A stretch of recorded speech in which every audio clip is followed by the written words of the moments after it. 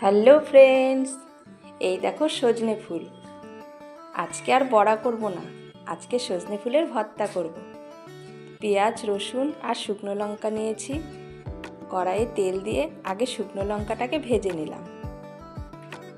কয়দিন তো সজনে ফুলের বড়া খাওয়া হলো, তাই আজকে ভর্তা বানালাম। ওই তেলে একটু কালো জিরে দিয়ে রসুন আর পেঁয়াজগুলোকে ছেড়ে দিলাম। একটু লালচে করে ভেজে নেব।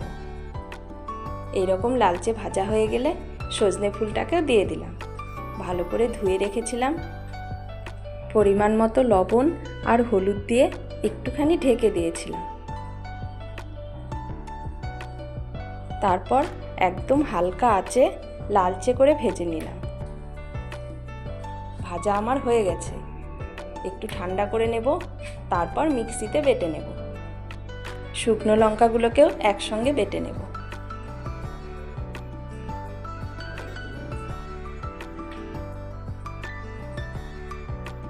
তো এই দেখো বাটা হয়ে গেছে।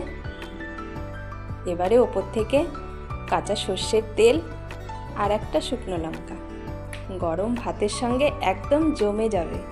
দারুণ লাগে খেতে কিন্তু বন্ধুরা। আজকের মতো এটুকুই। রাধে রাধে।